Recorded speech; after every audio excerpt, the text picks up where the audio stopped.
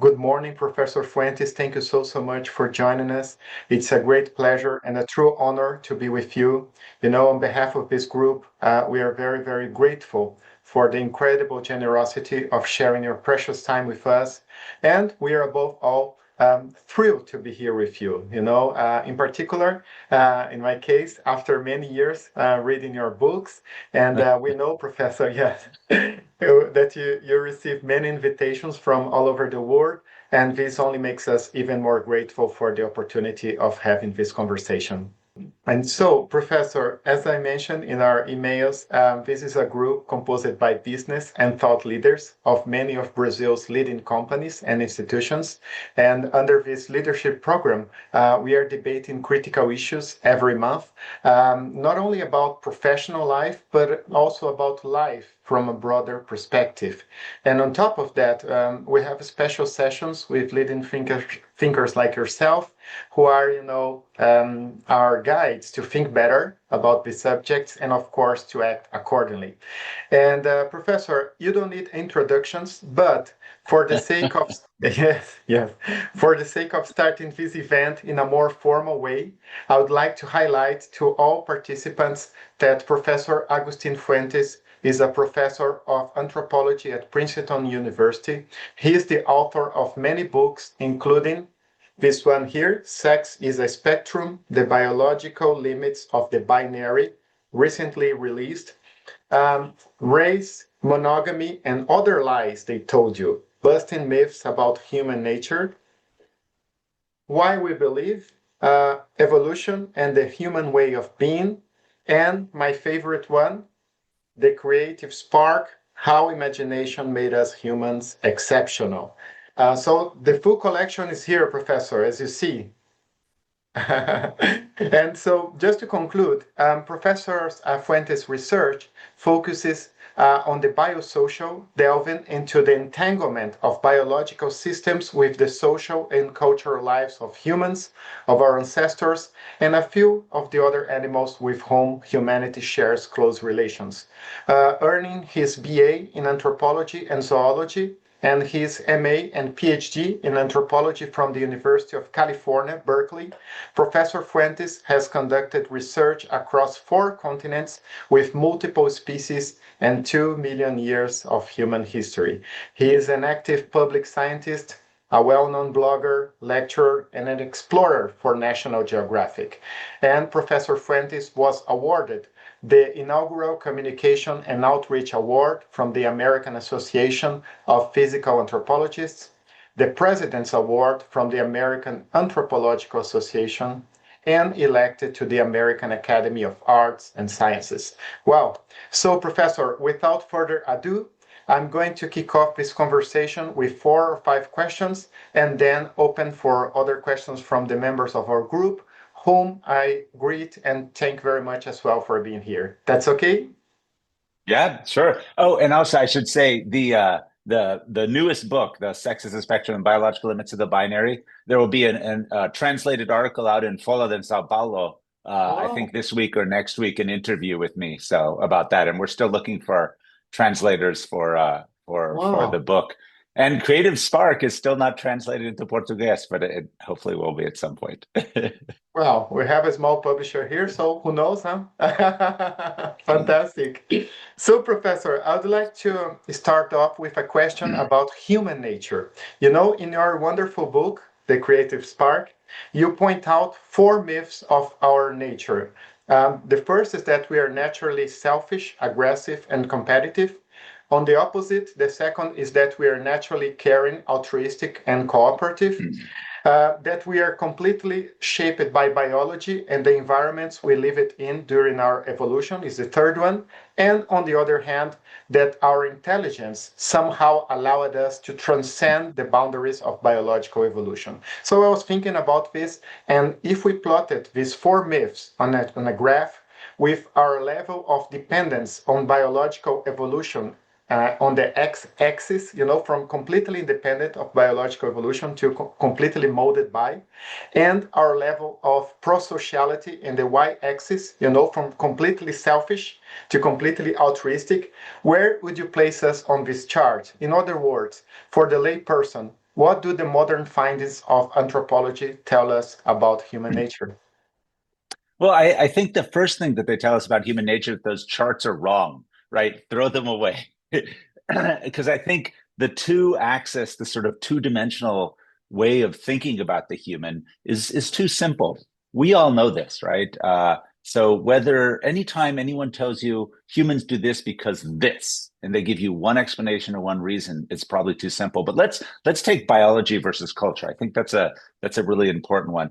All of you are very familiar with nature versus nurture. Oh, and if I end up speaking too fast or the English is problematic, just let me know. We can go to Portuñol or we can go back and forth or translate. So nature versus nurture, right? Biology versus culture. We know those are incorrect ways to think about the world. So let me give you a few examples. Humans are what we call biocultural. That is, from before we are born, the society in which our mother lives in, the food she eats, her daily experiences actually structure the way we grow, the way the fetus sort of grows and interprets. And from the moment that the infant is born, we enculturate them. That is, our bodies are changed. There's a really fascinating study about gender and infants, young infants, when they're very young, it's hard to tell if they're in clothes or whatever, what they are. But if you tell people this is a little boy or this is a little girl, and then you ask them to spend 10 minutes, just interacting with them, there's a very common thing where people in cultures will take an infant and sort of bounce them like this, right? Everyone knows the bouncing infant. Well, if you tell people, they did these experiments with people with their own kids. You couldn't do this with someone else's children, but they just looked at people who knew that their child was a boy or a girl, a little boy or a little girl, and they looked at the sort of bouncing experiment or play, and they found that those people with little boys threw the babies higher, let them go, and dropped them more frequently than with little girls. And this is just to show that behavior and treatment around cultural things starts to shape the body very early. As we mature, our culture and our lives shape our body. So, for example, if you were to, don't do this right now, but if you were to take off your shoes and look down at your in socks and look at your feet, you would find the fifth toe, right? And in English, we call that the little toe. What is the in Portuguese? What is the pinky toe called? It's the it's a mindinho, right? Right, people. Mindinho. Mindinho. Mindinho. Yes. The mindinho. If you look at it, you see it's very small and it's curved under the other toes. It's at this sort of strange, and you always think, why? What is this curved? Well, the thing is, you're looking at a biocultural toe because if you never wore shoes your whole life, your feet, your toes spread out like this. So if you've ever been around people who don't wear shoes their whole life, the toes are spread. And so as you develop from a child to adult, the wearing of socks and shoes changes the way your bones, ligaments, and muscles grow, reshaping your foot. And that's a fun and easy example, but everything you eat in life, the kind of temperature you exist in. There's an example I used before. If you took two, and I'll wrap this up quickly. I like these examples. If you took two twins, identical twins, and they were born in Sao Paulo, and you took one of them and you took them to Anchorage, Alaska. So same genetics, right? Two identical twins. And you raised one in Anchorage, Alaska, and one in Sao Paulo. When you brought them back together as 35-year-olds and you set in front of them a piece of fish, a picture, and you put them in a room that was, let's say, 17 degrees. Each of them with the same genetics, they're twins, would taste the fish differently, would see different things in the picture, and one would feel very cold at 17 degrees, and another would feel that was actually warm because their bodies had acclimatized. So my big point here is that when we talk about the nature, nurture, the biology, culture, we have to realize that it's always this combination of the two. But then what you really asked with that question was, what are we? Are we intrinsically evil or selfish? Are we intrinsically generous? Or is there something about our genes that makes us one way or the other? And I can give you three things to answer that, and then we'll go on to the next question. The first thing is human evolution demonstrates that cooperation and collaboration, that is working together, in very intense ways is one of the hallmarks of our species. So collaborating and communicating, we do that better than almost anything else. Now, that can be done for very good things, but can also be done for very bad things.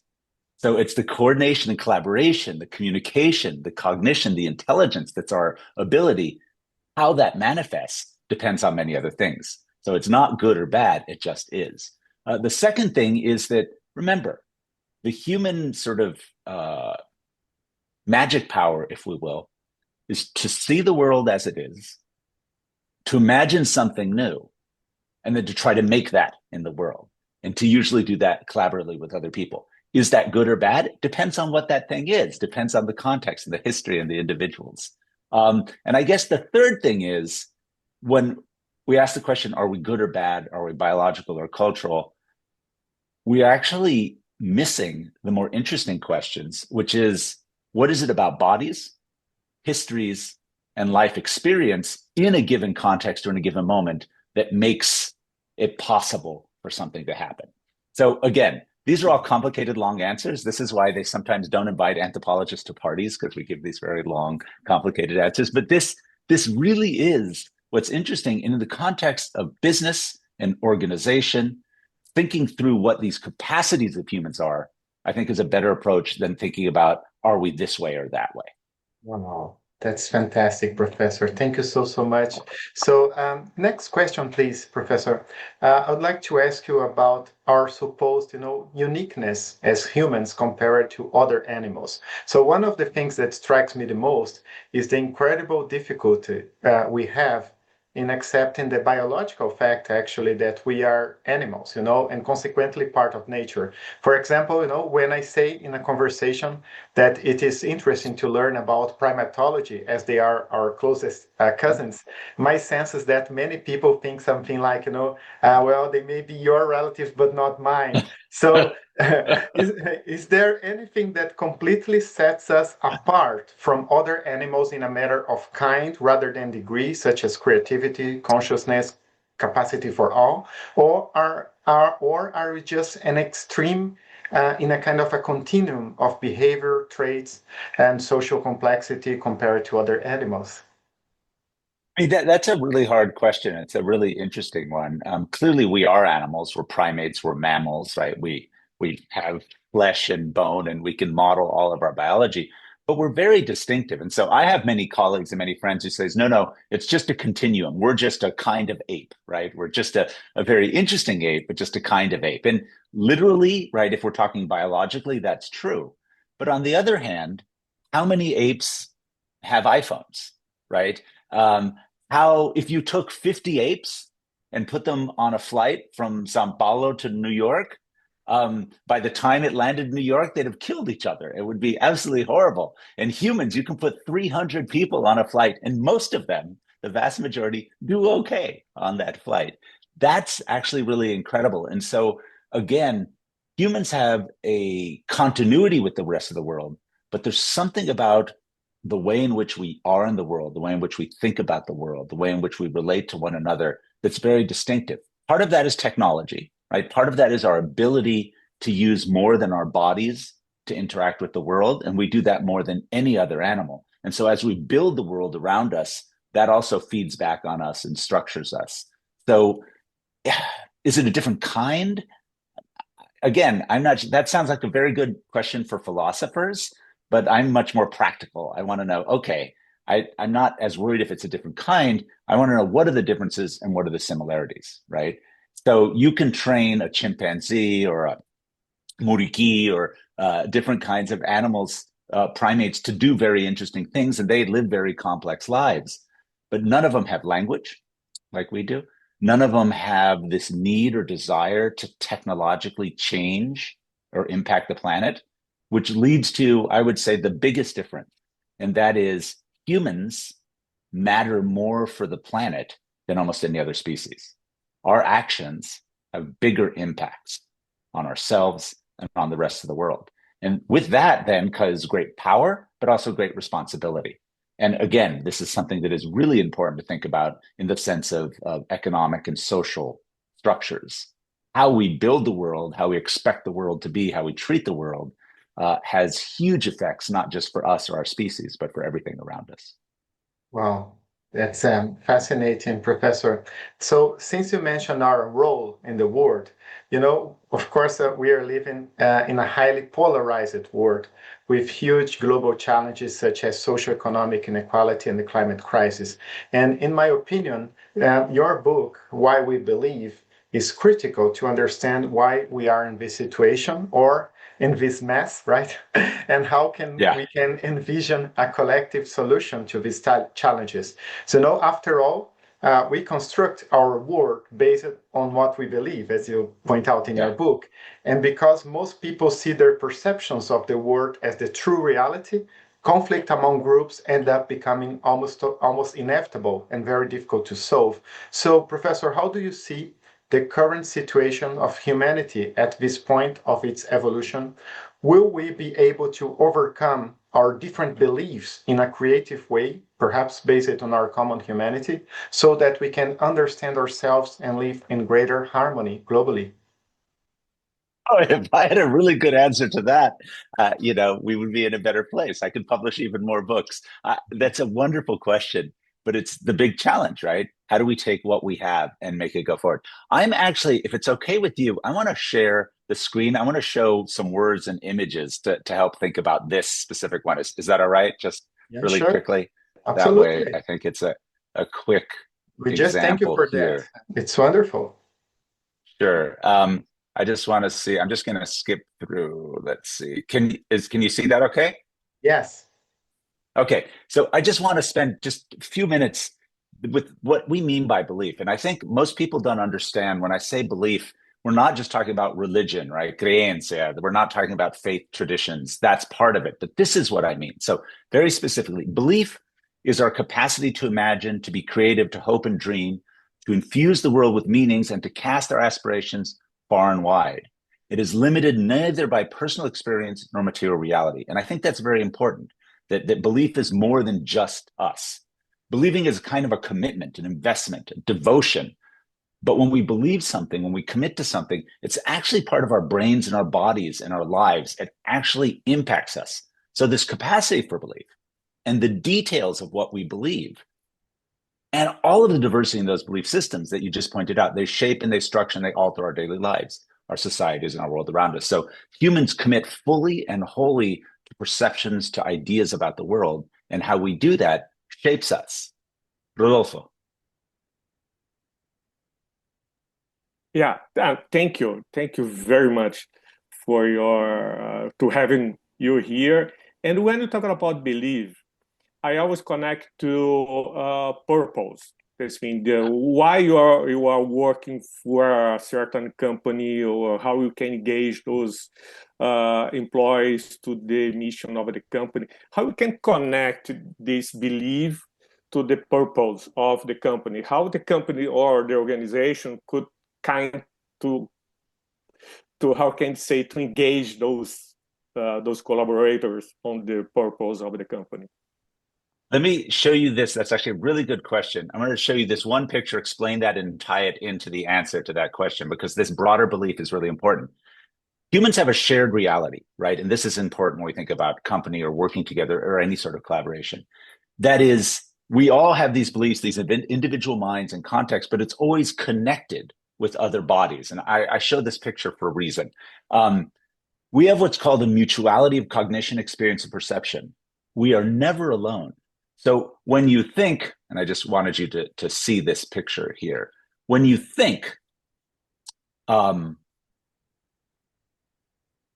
your body is acting, right? Your neurosciences, you're engaging when you talk to someone, when you relate to someone. But when humans are alone, when all of you are alone and you're just sitting there, what we call the resting state of the brain, when you're not doing anything. And if you took an MRI, right, you look at what your brain activity is doing while you're just resting and not doing anything, that MRI, that resting state is the same basal activity in your brain as when you're interacting with people. So the resting state of the human brain is social. The same areas are turned on. So when we think about this belief and this commitment, which involves not just neurobiologies, but experiences in the context, when you perceive the world in a certain way, that perception is connected to your relations with other people around you. And so the commitments to work, to believe, to act, to not act, are connected to the way in which you experience your relations with other people. And so in a corporate frame or in any organizational frame, it is three different things. One is, do you share the same view of the world? That is, are you seeing the same world as those you're interacting with are seeing, your collaborators? The second part is, do you have a sense of faith or a kind of belief that those individuals you're interacting with not only hold the same views, but are reliable? That is, you can predict what they're going to do. You can trust more or less what they're going to do. And the third thing is, you have this sort of belief you're shared with these other individuals. When you act or when they act, do you have the sense that you or they will follow? That is, when someone does something, do you have that strong desire to be with them? Now you can see this is very typical human behavior, but it's influenced by experience, by context, by leaders, by framings, and that can have huge impact on the way things go. I mean, you talked about all the sort of contemporary moments, all the challenges. I think we're seeing an enormous example of in Brazil versus the United States, how one deals with, for example, challenges to government control or challenges to different kinds of ideas about coordinated action and getting together. I'm sorry, I went off a little bit there from your original question, but the second one I think is very important, because how we perceive the world, how we believe, is tied to our relations to others. And in organizations, that becomes centrally important, because predictability, relationality, and shared vision are absolutely the most critical things for any kind of success in the workplace or in any form of collaboration. It's fantastic. Just before moving to Dr. Jamal, he's a physician, that's why we call him a doctor. So, Professor Fuentes, I have a question from Professor Angela Donaggio, who coordinates this program with me. And unfortunately, she's in a class right now that she couldn't change. You know that we don't own our schedules. So she deeply apologized and asked me to ask you a question about the resistance to accept that sex is indeed a spectrum. So, and I'm going to read her questions because I think it will be better, And she says, Kinsey's studies in the 40s focused on male sexuality, and as a result, a scale relating to sexual orientation was discovered. Nonetheless, female sexuality remains a taboo, even in current scientific circles. And despite of that, and due to a growing number of female researchers, we have been able to unravel some existing dogmas in science.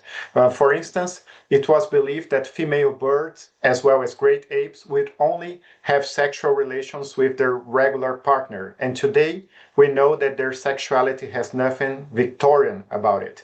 And similarly, yes, that's her question.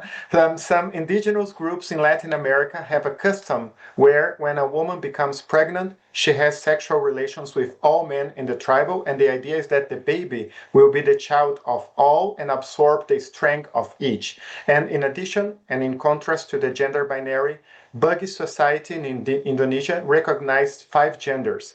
So what is the reason for the resistance of current societies to accepting human complexity in terms of sexuality?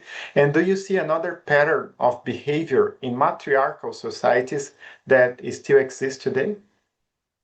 Let me answer that quickly, and then we'll get to Dr. Jamal's question. Let me just point out, I think very quickly, one of the misconceptions with when I say sex is a spectrum, which the subtitle of the book is The Biological Limits of the Binary. I want to be very clear, because everything that Angela just asked, I think, is very important. And sexuality is very complicated. Reproduction, families, all of those are complicated. But I'm going to show you an image, 2 images again, because I want to make something very, very clear. And I think this is important.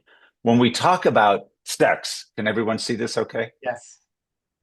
When I'm talking about sex, I'm talking about biological variation in bodies, and then how we relate that to social variations, sexuality, family relationships, parent-offspring, like all of these kinds of social contexts. But let's just talk very briefly about biology first. When I say a binary, when we talk about a binary, we're talking about this, right?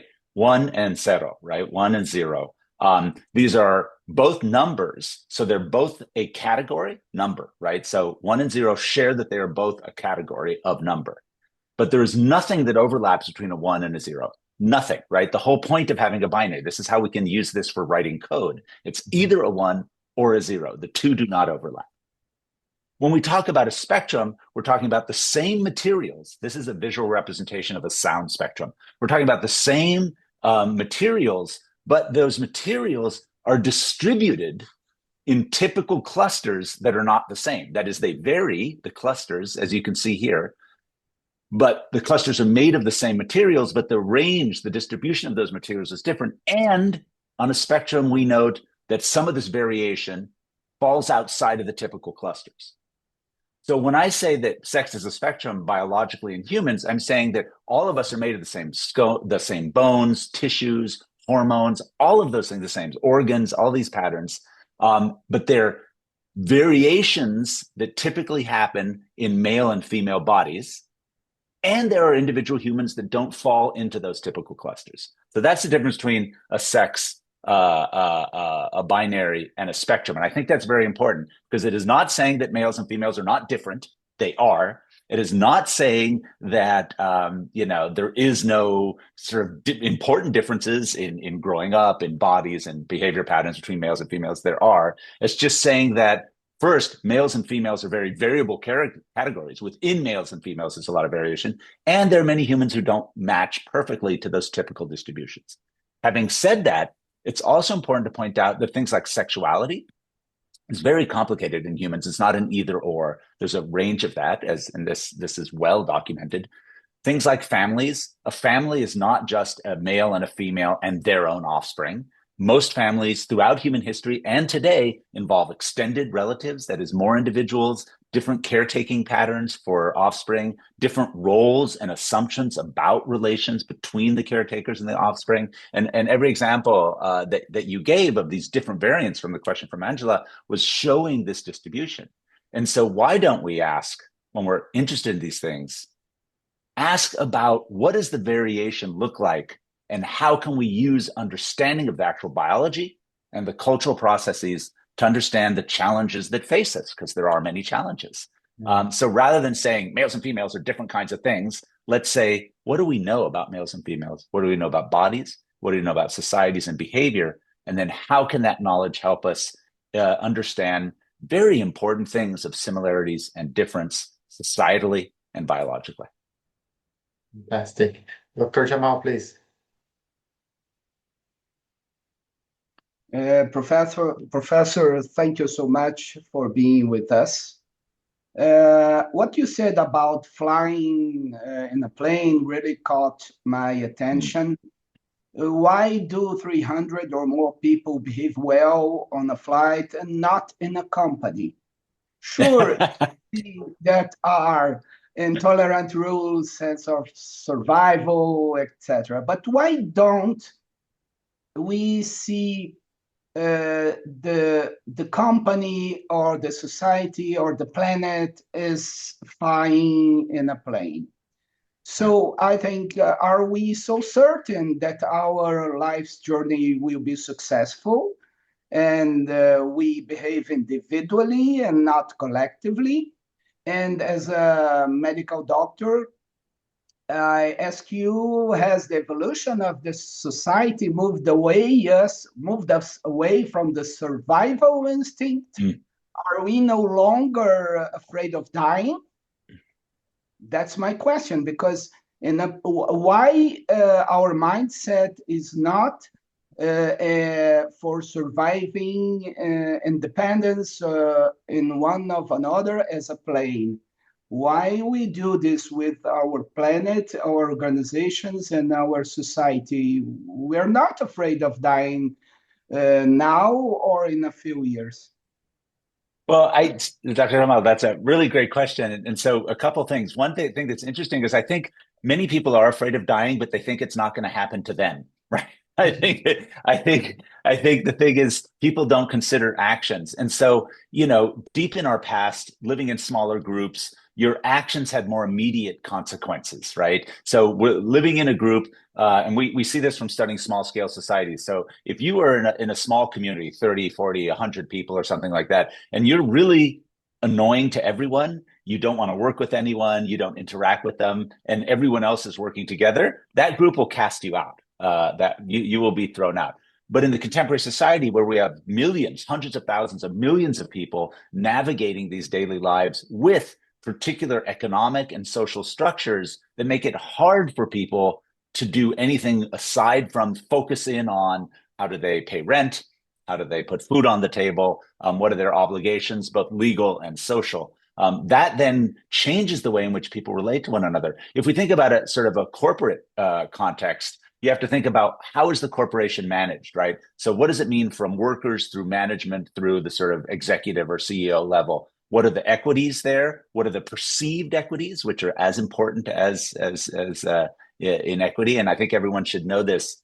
How we perceive the world to be is actually how we think the world is. So no matter what the reality is, what we think of the reality is how people perceive it. This is why when I consult for many corporations and we talk about team building or working, predictability and reliability are two of the most important things. Even in places where you have inequality, if you understand what those patterns are and what the possibilities are, then you seem to do better. So, but I agree with you. One of the questions that I'm asking myself all the time, and I ask my students is, given I'm talking about, let's say we're talking about ecosystem dynamics, for example, working with colleagues who are looking at reforestation in Amazonia, right, in the area, the burns, the change to forest cover, the change to the sort of quality of water and the river flows throughout Amazonia is damaging global patterns, right? And there's no debating this. The science is very, very clear. And yet,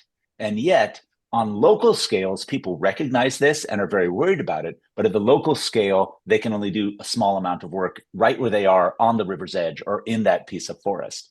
But it's these larger parameters. But the larger parameters are dictated by governments, by larger economic and social forces. And I think it's very hard today, for whatever reason, and we can talk about social media and communications and things like that. It's very hard today to bring people together around clear explanations of, for example, why Sao Paulo or Rio are good examples, why the temperature fluctuation has changed so much in the past decade or so in these areas. I was in Rio in October talking with a lot of colleagues and they were like, everyone was complaining that it never is like this. The weather's never like this. But in fact, if you look over the last few decades, that statement, the weather is never like this, has been more and more common because we see, and this is scientifically documented, fluctuations. At the same time, economic and social needs are growing. Food production, transportation, all of those things. And so I think my argument is education. I don't think at the very beginning of school, we talk about biology, ecology, and economics enough. Right? I think those things should always be connected. We talk about economics in one separate sense from we do biology and ecology, and we don't actually bring all those things together. So when we teach math or reading or any of these things, we should do it around basic economic, biological, and social issues so that people are constantly seeing that those things are connected. Then maybe we'd have, I think, a better chance. We have the capacity.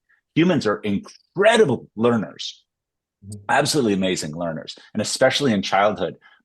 And Brazil is following the United States on this. We're pushing off our childhood education towards more test-focused, sort of trying to make these assessments when we know between the ages of about 4, even 2, but let's say 4 and 12, the brain is laying down so many new connections. We can throw a lot of interesting and important information at children, but actually teaching them to do very well on tests, I think reduces their ability to put the different kinds of things in the world together. That's my own opinion. That's a larger debate, but I'll say that education is the place I would work to try to get people to understand better. Professor, there is a management thinker called Edward Deming, and he used it to say that work and school are the same, are two faces of the same coin, Yeah. which is the industrial age mindset. So actually, you're not educating, we are just providing schooling, and schooling is different from education. So, and this program here, as you see, is based on a kind of systems view of life. So we try to connect the dots, which I think is the most important thing to do. But just before handing over to Rodolfo and Alessandra, I would like to ask you, all of you, please, if we can take a picture to register this very special moment. So I'm going to count to 3, okay? And I'm going to make a kind of a screenshot here. So 1, 2, 3. Just a second, I miss it here. 1, 2, 3. Yes. Thank you. Perfect. Thank you very much. Sandre, I think it's important too to remember that the term educación, education, in all of these languages comes from the Latin educare and educere put together. Educare is to train up or to sort of develop. Educere is to bring out. And I think we've forgotten that the whole point of education is not just is to train to be in society, but also to bring out the capacities or possibilities of people. We think education is to mandate information in a particular style, but study after study after study shows that imagination, play, and sort of relations form better baselines than tests for education. And the students still learn mathematics, reading and grammar structure, languages. In fact, the best language education has shown language education is through interaction, through media, through play, through reading, rather than testing or assessment. And I think those things are important. And Dr. Jamal, that this basic idea, why don't we understand that the world is in danger, even though everyone knows it and says it? It's the disconnect between the immediacy of the life and the actual large scale patterns. As Mark Twain used it to say, I'll not let schooling get in the way of my education. So, a colleague of mine has a really good book, Susan Bloom, who just published a few years ago, and it's called "I Love Learning, but I Hate School." Oh, that sounds perfect. So, Rodolfo, please. By saying education or learning process, we are all humans, and humans made a lot of mistakes. In your studies experience, when you, of course, we are in the process in the creativity process, focus on innovation, failure is a part of the innovation process. And do you have any tips, any recommendation, how you can treat these failures or mistakes to push the people to keep looking for new ways to do things, focus on innovation, and not have this sense of failure? I don't know if you... Yes, no, absolutely. So I've actually written on this. I think it's a very important. So failure is probably the most, or one of the 2 most important parts of creativity, innovation, and imagination. Right. So failure. I'm a scientist. I've worked both in lab and in the field. I will tell you right now, the vast majority of things I've ever discovered, sort of found and demonstrated, are going to be wrong. Eventually, that's we refine our sciences. And at the same time, it is from the failures, the experiments that didn't work, the field projects that didn't work, that I learned much more than the successes. And that mindset, this idea, this recognition that failure, like not achieving a goal, in fact, if you treat that as part of the process and not a moral or social or psychological defeat, if you treat this as part of the process, then you recognize, you accumulate more information, and you actually learn. We're talking about learning. Failure is part of learning, and it's a good thing. And it's hard to convince people of that because we have this cultural norms of failure is bad, success is good. But in fact, success is developed and enhanced by numerous failures. That's usually how nothing just shows up out of nowhere. And I think understanding that failure is central. And so how do we do this in workplace context, in school context, and learning context, and other relational contexts, is setting up systems where failure is understood as part of the process. Well, failure in attempt to do things without malfeasance, right? If you don't intentionally break them or something. So failure is part of the process. And if we develop systems where failure is then recognized as part of the process towards success, you get people have less fear of failure.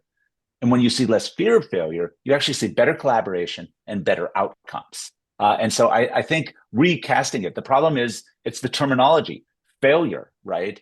That is such a negative term and a negative connotation, when in fact, all of us fail all the time. And it is sort of failing is part of a process is a better frame. I mean, there's a lot more to talk about. And there's a bunch of really good psychological literature that if that demonstrates if you shift sort of the perception of what failure is, then you actually shift the way in which people feel about it, and you enhance people's both collaboration skills and also the outcomes. You see better product and engagement. That is, the products of collaborations tend to be better when failure is part of the process, as opposed to the bad option, as opposed to the good option. Wow. And if I may compliment Professor Rodolfo, I strongly recommend you to read The Creative Spark, because Professor Fuentes talks a lot about this, and he shows how we have thrived as a species due to our exceptional capacity for creative collaboration. And when I was reading this book, I saw a great parallel, because basically our ancestors, they learned to collaborate in order to deal with the challenges that the world threw at them. And in the business world, nowadays, companies face the very same challenge, how to co-create value in a creative way in a highly uncertain world. So that's why I see this strong connection with culture, purpose, leadership, values. It's about the same, right? So, Alessandra, please. Thank you. Professor Fuentes, good morning. I was just wondering, when you showed us the two pictures, the binary and the spectrum, and I just wonder, it's simple description of a reality and science, very easy to understand. What leads some humans to deny what's in the middle of the two brackets of the spectrum, and not just deny, but some would go beyond denying and perhaps lead to some hate.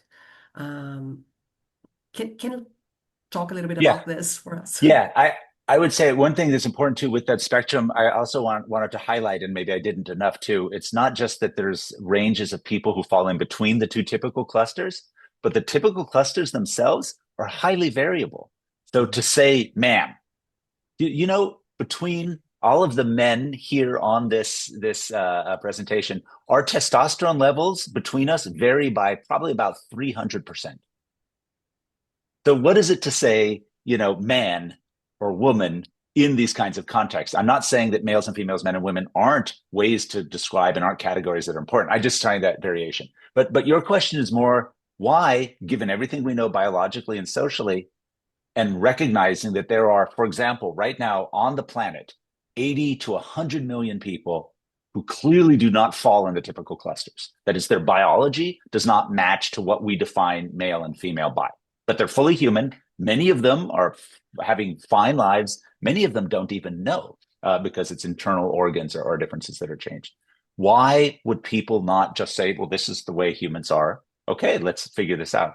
And I would flip it. You said leads to hate. I would say hate, socially structured experience and personal belief is what drives that. So, for example, in the United States and increasingly in Brazil right now, we have this issue of understanding sort of differentiation in, let's say, GLBTQ individuals, different kinds of sexualities, different kinds of bodies. There's the issue around transgender and how to frame that or discuss that. These are complex issues. These are not simple, but they're very important and they're very human. Right? This is something that occurs in all humans across all time and place, and people have to figure out how to deal with it. But when I'm giving public presentations, and here in the United States, this is very important now, I say, look, if for example, our government is legislating particular things, but I tell them, and I respond to this, that, look, if you are going to legislate something about hate, then own that hate. If you're going to say, I hate transgender people, you can say that. I don't agree with you, but do not use biology that does not support your assertion to support it. And so my argument is, here's the science, here's the social, the anthropological, the psychological, the historical frames. We know this is going on. We know it's complicated. There's a lot of variation. To say that the science or history or even your faith tradition says this specifically is a lie. And so I think people need to own their own hate and then ask themselves, why is that the case? And I work with a lot of philosophers and theologians, and I would argue that there is a wide space, even just in Christian theology, for thinking about being with people and this sort of space. And yet here in the United States, even in Brazil, we have particular brands of evangelical orientations that say, no, this is the only way it can be. And that just isn't supported by the information, by the knowledge that we have. So if people hate, they need to own that hate and not pretend it's coming from somewhere else. No, I don't support the hate at all. And I think they should undo it and ask themselves why. But I think it's very important that we don't allow hatred that is not supported by biology or history or psychology or traditions to deploy those or to say, I hate because of this. I think people need to own what they're actually doing. Fantastic, Professor. Rocha, please. Hello, Professor Fuentes. Just to start, I mean, like you said, it's been very interesting to listen to anthropologists. So we're enjoying a lot. You brought first the concept of the culture affecting together with biology, the importance of the culture there. And then when you go to organizations and societies, you also brought the importance of reliability and predictability. So now, if we move back to companies, now we are in a situation where companies are under disruption, looking for innovation at any cost. As Alexander used to say, bringing employees from the comfort zone to the terror zone. So how are we going to evolve? Are we reprogramming ourselves toward that direction? I mean, how is this cultural changes affect us? I mean, I think this is, so I do some consulting for different corporations. I also work with educational groups and things like that to try to sort of take, how does this study human evolution and human behavior? How does it mean something? And I think you hit the nail on the head here. Perception is very important, right? And so right now, there's a number of challenges in the broader economic landscape for everyone, for individuals, for families, for corporations, for small businesses, for large businesses.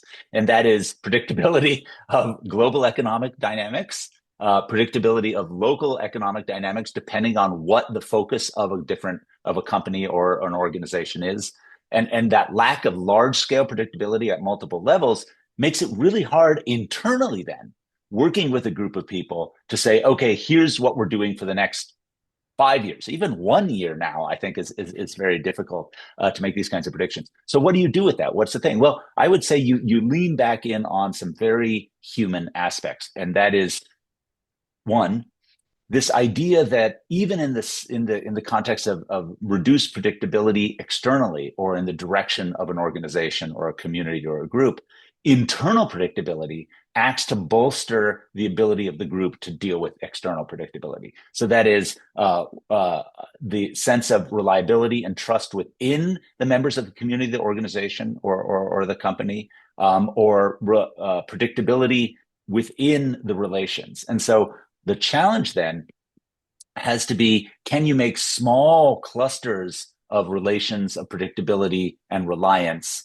that then create a better chance for the group to come together, whether it's a small business, a large business, a corporation, or an NGO, or what have you, to deal with the unpredictability externally. It's not easy. It's very difficult. But I think, and we can see, there's a couple examples. I've worked with a few here in the US, especially some NGOs, looking at how do they make small community infrastructure within the organization so that people feel more secure, not just in their jobs, but in their relations with their coworkers. And when you see that security and that predictability come in, then their ability to respond to these unpredictable challenges externally or in the larger context becomes better. I know that's not the best answer because it's not specific, but I think in each context, building better community through whatever modes one can do that, particularly related to reliability and to a sense of security, becomes strong mode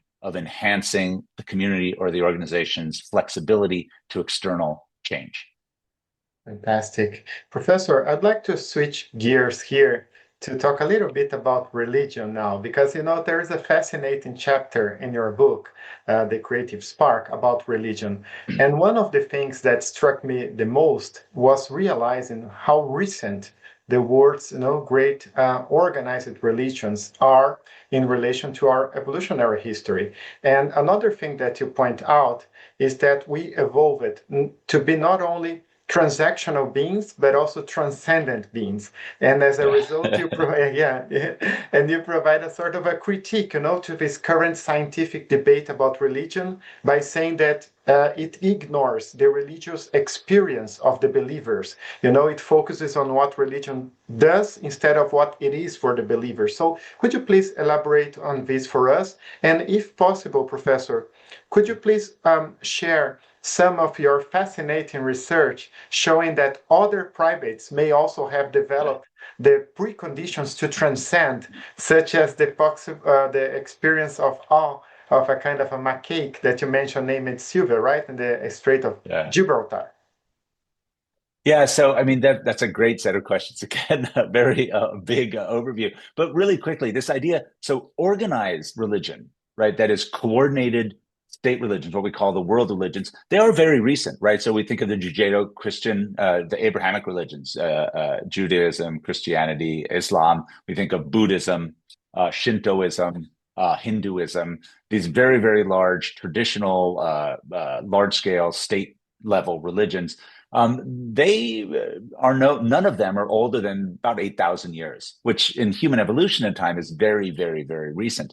Other traditionalist religions, small-scale religions, I work with a number of different communities in the upper Rio Negro region in Amazonia, in different areas, have belief systems that are thousands of years old, but they're small-scale. They're local communities handed down over time in small groups.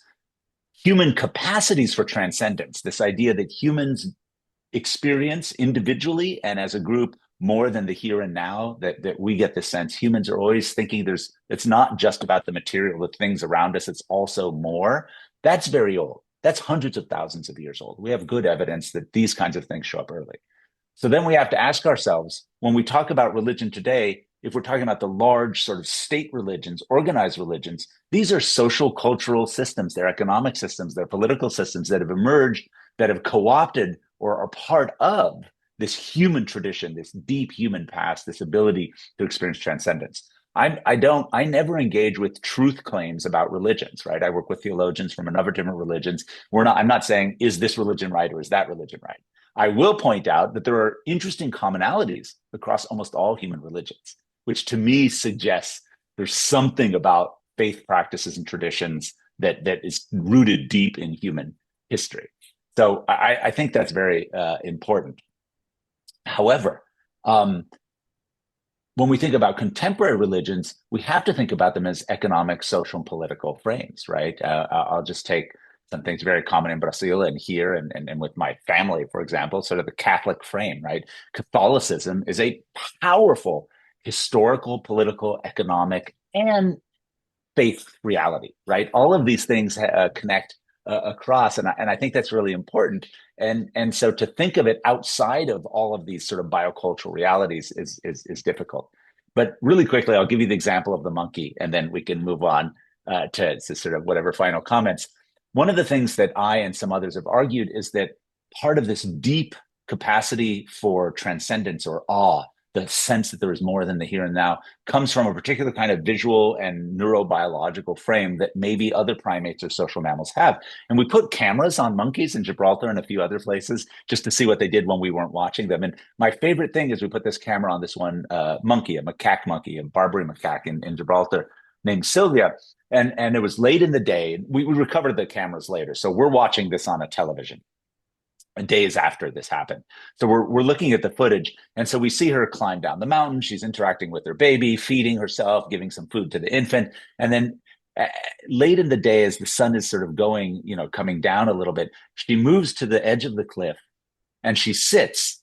And we were seeing what she's seeing with the camera. There's this beautiful picture looking at Gibraltar across the Straits of Gibraltar, the ocean, over to Africa. On a clear day, you can see the peaks of North Africa. And it's this just beautiful, just gorgeous frame. And then she shifts her body a little, and all of us, the breath went from us, because it was the most beautiful image of across the strait and in Africa. And she sat there and she just watched. She wasn't sleeping, because we would know if her head nodded, the camera would shift.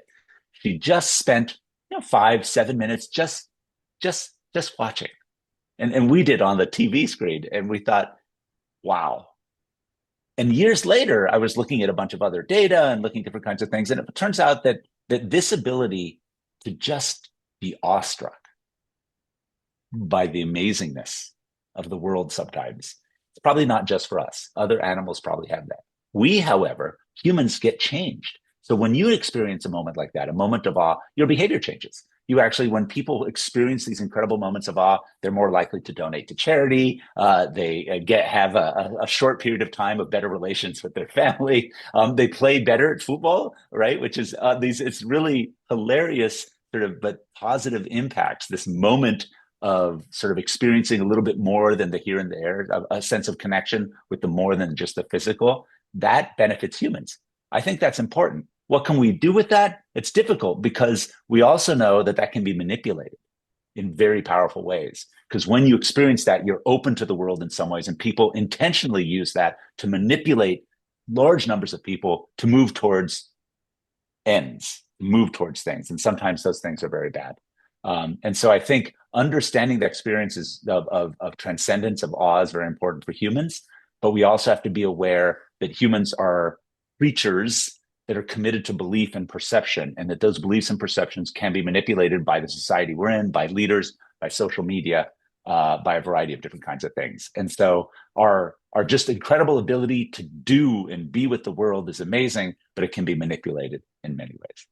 Wow, fantastic. Professor, do we have time for a last question, please? Sure. Thank you so much. I'd like to ask you about, inequality, because we are, of course, living in a time of extreme inequality, and with a kind of a systemic dynamic which only tends to increase income and wealth concentration over time. So, for instance, the latest analysis by Oxfam shows that the richest 1% own 43% of global assets, while in the UK, the richest 1% hold more wealth than the 70, not 17, 70% of Britons. And so, how did hunter-gatherers in general deal with the issue of inequality in the form of possessions, power, gender, age, and what did they do to prevent a process of growing inequality from taking hold in their communities?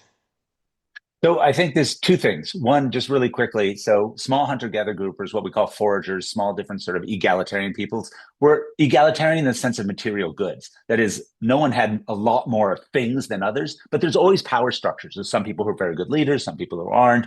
There's always hierarchies of relations. So the idea that there's some flat group of humans where everyone's the same, and that's just not true, right? There's always complexities. What's really interesting, though, is as you ratchet up material inequity, you have storage, you have economic systems, you have cash as opposed to, sort of monetary systems as opposed to direct exchange of goods, you get more and more inequity. However, all of those stories are interesting, but they almost tell us nothing about today, because today, really just in the 21st century, sort of it emerged in the 1970s and 80s, but it's really in the last 20 or 30 years, the inequity of resource control, material, financial, political resource control, the inequity in humans today is more extreme than it has ever been in the past. More extreme than in kingships and the pharaohs of Egypt. There's nothing like the distance between a very, very small minority that controls access and control of the vast majority of resources and political dynamics. So where we are right now is uncharted territory for humanity. Right now, there's many critiques of this. You could call this late stage capitalism. You could call this a variety of different kinds of things. But the problem is we can't look to the past to really understand right now. We have to understand the recent history, and we have to then ask questions, given where we are, what can we do? And again, I think inequity aversion is really important. Humans and many other primates get very physiological, like our bodies feel uncomfortable when we see unfairness happen. And so the question is, given that, how did we get where we are? And part of that is the separation from the community, right? It is not community decisions, it's not community engagement. Sort of the late stage capitalism, whatever we want to call this, has created a system, an economic and political system that has moved away from everything in human history. And that's a challenge, because I don't really know how we approach that, because we cannot look to the past for assistance here. There's been never anything like this. I mean, even, Henry Ford, right? When he built his first industrial sort of car line and became, one of the wealthiest people in the United States at that moment, I think was only making something like 78 times the salary of the people on the line. And that was huge. And he was incredibly wealthy. And now we have, the emergence, I think now of Musk or others will be trillionaires, which I cannot, to be honest, I don't think anyone can even conceive of what that figure is. And so then how do we think about this? And I think this is really important for corporate landscapes, because how in a world of such inequity do we develop any kind of perception of equity, perception of community, perception of engagement and involvement? That's a huge challenge, because right now, and I can speak for the United States, but I think it's similar in Brazil, most people have become totally detached from local equity and local commitments, and are thinking of either sort of achieving this kind of amazing inequity, which is not true. You can't just play the lottery and hope that's a non-successful way of doing the world. But then people in the normal workplace feel that they're completely unable to achieve in the way that the system is currently set up. And I think that creates a lack of perceived possibility. And I think that has a huge impact on the contemporary political and economic landscape. Wow. Yes. And of course, this growing inequality, it also feeds a kind of a vicious cycle of cynicism that tends to increase, and reinforce itself. So it's very, very complicated point that we are. And Professor, we know that you have your schedule. Sergio has raised his hand, but I don't think Sergio will have time for that, right, Professor? And so I'm sorry. Yeah, I have to run to a class.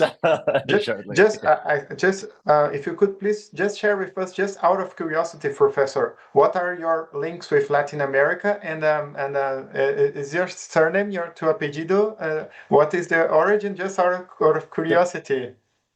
Very quickly. So my name Fuentes, Agustín Fuentes, right? So my father's from Madrid, right? His side of family is Andaluz, right? So we're from the south in that area.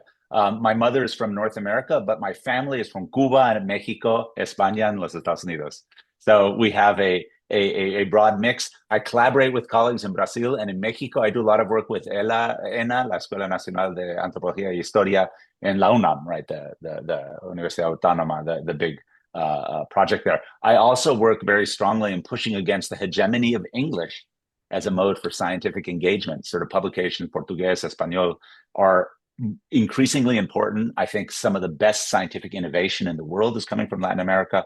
And I think there's a problem with the sort of global north, particularly North America, the UK, Germany, driving particular ways of asking questions and being, where I think the innovation, the future of the world is not north, but rather south. And I think that's important. Entonces la próxima vez podemos hacerla en español, ¿sí? No, hombre, yo doy presentaciones muchas. La cosa es que tengo de hacerlo en portugués. La cosa es que el portuñol no funciona. Aún no falo portugués. No, pero el español es bueno para portugués. nosotros también. Sí, el portugués. Leo totalmente en portugués. Eso es muy fácil, ¿verdad? Pero la cosa es de hablar, es demasiado parecido a español. Y entonces cuando intento decir palabras en portugués me salen en español. Podemos decir que es un compromiso, ¿sí? So once again, Professor, thank you so much. It's been quite a lot of food for thought, and we are all very grateful and thankful for you for being with us. And of course, we hope that this was not a once-in-a-lifetime opportunity, and we hope to learn from you once again in the future. Thank you so much. Absolutely, glad to. En español o mejor en portugués. Portugués. Ciao. Thank you everyone. Obrigado. Wonderful. Bye-bye. Bye-bye. See you. Bye-bye.